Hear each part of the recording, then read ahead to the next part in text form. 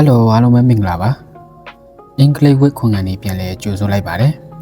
တတိယမြောက်နေ့မှာတော့ကျွန်တော်တို့ဘာကိုလေ့လာမလဲဆိုလို့ရှိရင်အဲ့ parrot speed တွေက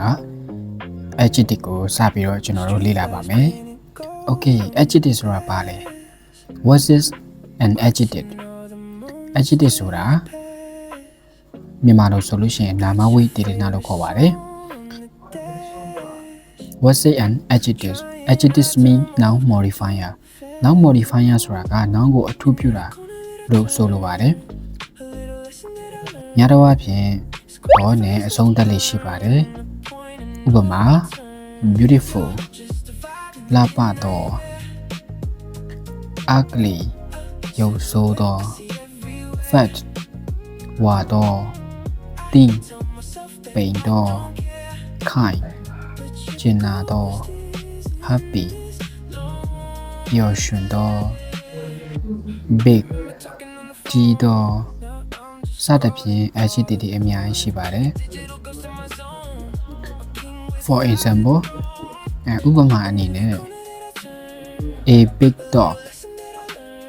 ခွေးကြီးတစ်ကောင် big ဆိုတာကနောက်က dog ကိုအထူးပြုတဲ့အတွက်ကြောင့် adjective လို့ခေါ်ပါတယ် A happy girl happy ပျော်ရွှင်သော girl မိန်းကလေးကိုအထူးပြုတဲ့အတွက်ကြောင့်မလို့ happy က adjective ဖြစ်ပါတယ် A red car အနီရောင်ကားကားကိုအထူးပြုတဲ့အတွက်ကြောင့် red ကကဲစာကြောင်းလေးမှာကျွန်တော်တို့ adjective တွေကိုတစ်ချက်လေ့လာကြည့်ရအောင်ပထမစာကြောင်းမှာတော့ကျွန်တော်တို့နောင်ရဲ့ရှေ့မှာရှိတဲ့ adjective ကိုစပြီးတော့ကြည့်ပါမယ် The big elephant is walking စင်ကြီးကလမ်းလျှောက်နေတယ် Yes elephant နောင်ကိုရှာတဲ့ခါကျကျွန်တော် elephant ကိုတွေ့ပါမယ် elephant ရဲ့ရှေ့မှာကျွန်တော် big big ကြီးတော့ဆိုတဲ့ adjective ရှိပါတယ်အဲ့ဒီ adjective ကနောက်က elephant ကိုအထူးပြုတဲ့အတွက်ကြောင့်နာမဝိသေသနadjective လို့ခေါ်ပါတယ် I have a new book ကျွန်တော်မှာစာအုပ်အသစ်တစ်အုပ်ရှိတယ်နောက်ကိုရှာမယ် book ကဲနောက်ရရှိမှာဘာရှိလဲဆိုတော့ adjective ရှိတယ်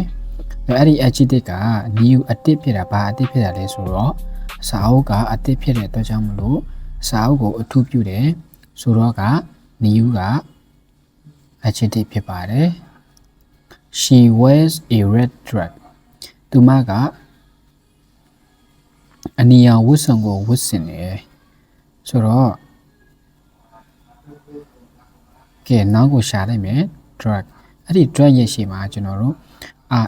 red နီတော့ဆိုတဲ့ adjective ကိုတွေ့ရမယ်အဲ့ဒီ adjective က drag ကိုအထူးပြုတဲ့အတွက်ကြောင့်မလို့ red က adjective ဖြစ်ပါတယ်နောက်ထပ် adjective ကိုဘယ်နေရာမှာတွေ့ရလဲဆိုတော့ verb to be ရဲ့နောက်မှာတွေ့ရလိမ့်ရှိပါတယ်ဥပမာ The elephant is big စင်ကကြီးတယ်ကဲအဲ့ဒီ verb to be ရဲ့နောက်မှာရှိတဲ့ bing big ကကြီးတော့ကိုကျွန်တော်တို့ verb to be နဲ့တွဲတဲ့ချိန်မှာ back ဖြစ်သွားပါတယ်စင်ကကြီးသည် My book is new ငါရဲ့စာအုပ်ကအသစ်ဖြစ်တယ်verb to be ရဲ့နောက်မှာ new ဆိုတဲ့ adjective ရှိတဲ့အတွက်ကြောင့်မလို့ဒါတော့ကနေပြီးတော့ t ဖြစ်သွားတယ်ပေါ့နော်ငါရဲ့စာအုပ်ကအသစ်ဖြစ်တယ်ငါရဲ့စာအုပ်ကအသစ်ဖြစ်သည်အဲ့ဒါဆိုရင်အခြေခံသမားတွေအတွက် adjective ကိုနားလည်လောက်ပြီထင်ပါတယ်ဟုတ်ပြီသိချင်တာရှိမယ်ဆိုလို့ရှိရင်အောက်က comment မှာဝင်ရောက်ပြီးတော့မေးမြန်းလို့ရပါတယ်ဗီဒီယိုကိုအဆုံးထိကြည့်ရှုပြီးတဲ့အတွက်ကျေးဇူးတင်ပါတယ်နောက်ထပ်ဗီဒီယိုတွေမှာပြန်လည်ဆုံတွေ့ပါမယ်ခင်ဗျာ Bye bye